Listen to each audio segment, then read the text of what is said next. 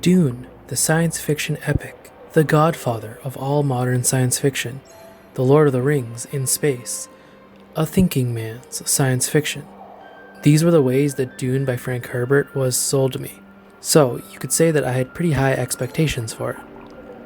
My history with this novel was pretty non-existent, up until about a year ago when I first heard about the movie adaptation coming out. I'm a massive fan of the director, so any project of his I tend to keep an eye on. With the new movie on the horizon at that point, I embarked on the journey to read the book before it came out, which I promptly failed and couldn't get around to reading it till after I'd watched the movie. Now that I've seen the movie and read the book, what did I think? And do I recommend it to others? Well, that's complicated.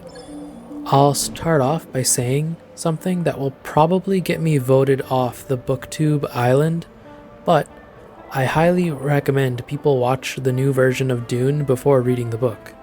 I'm normally a very big source material is very important / the book is always a better sort of person, but I think I can make the exception here. The reason I say so is because this book is dry as the desert planet in which it takes place. This is a very politics-heavy book. It has strong themes of colonialism, environmentalism, religion, legacy, fate, and honor. This book takes its sweet time setting these up and layering them on top of each other. So much so that everything else in the book takes a backseat to it. The characters are very cardboardy in the sense that this universe that Frank Herbert has created prides itself on thinking analytically and very carefully about actions and consequences. So characters' inner monologues are filled with very lengthy explanations of the socioeconomic implications of what's happening, and very little to do with actual human emotion. Granted, these aren't robots. The characters do have emotional moments, but they are sprinkled very sparingly, and you'll find yourself reading long chapters or sections without much action, but very interesting displays of politicking. And so it's for that reason alone that I recommend watching the movie first before deciding to read the book. Not only is it just an extremely well-made movie, but it does a good job conveying the main themes of the novel, and also giving the audience a basic brushstroke of the politics going on. It doesn't get too deep into them because the movie does have a decent runtime that's not too long, but it does take its time to set things up and give the audience just enough to follow along. The movie is also only part 1, so it covers roughly half the book, so you won't get too much spoiled for you by watching it.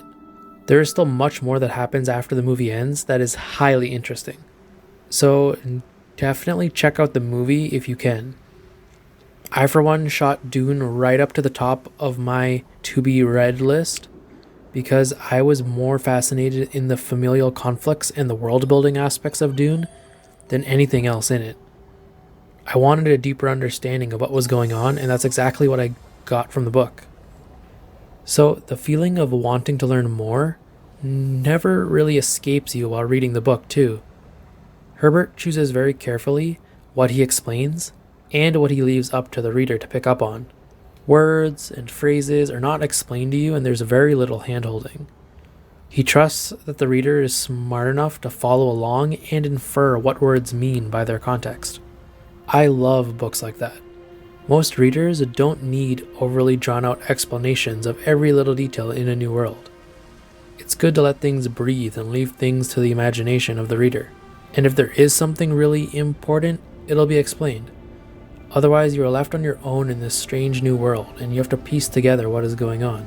Herbert really understood the show-don't-tell mentality.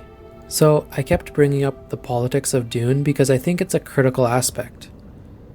I think calling this Lord of the Rings in space isn't accurate. Lord of the Rings is a grand adventure about exploring the unknown and about good versus evil. Dune is nothing like that. If anything, it's more like Game of Thrones in space.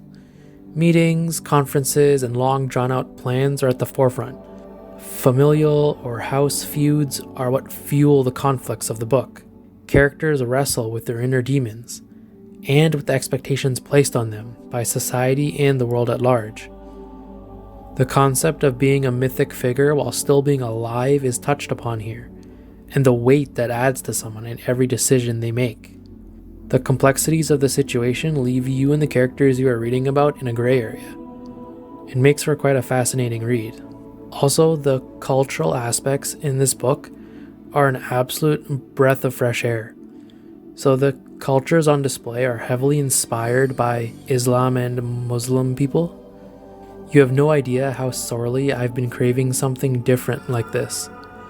Not every futuristic society or fantasy religion needs to be a spin-off of Christianity. There's a treasure trove of interesting cultural displays, tendencies, and rituals that make for great storytelling, if only one goes to the effort of researching it. Being able to tell the future and foreshadowing are key aspects here as well. Time is like a flat circle in Dune, with the future impacting the present and the choices made by the characters.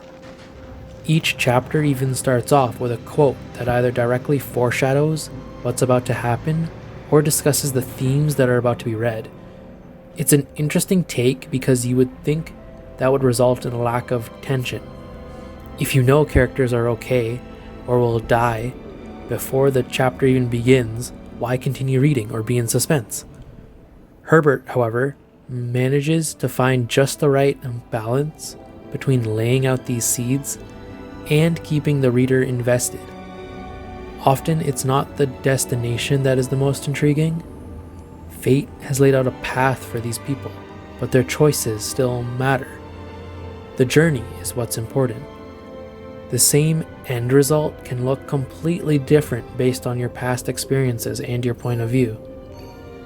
This is what Paul and the others must deal with. It takes a certain type of courage to know what's about to happen, but still following through with it because you know you must. The emotions are still there. Also, I think laying out what you're about to read before you read the chapter is a helpful way to get you to focus and pick up on subtleties. Going into a chapter knowing how a character felt later on about an incident helped me pick out even more details in the moment. It was a very useful storytelling technique that I thought served the book well. All in all, I think the book lived up to the hype, and then some. I wasn't expecting to like the nitty-gritty aspects of science fiction as much as I did in this book. The world building is by far the biggest draw, and I highly recommend this book, especially if you liked the movie. However, if you found the movie to be too slow for your liking, then I would definitely steer clear of the book. It's only slower. This book was for sure one of the best science fiction works I've read in a while, and I'm excited to continue on with the series. So stay tuned for my review of Dune Messiah and other books. Thanks for watching. Bye.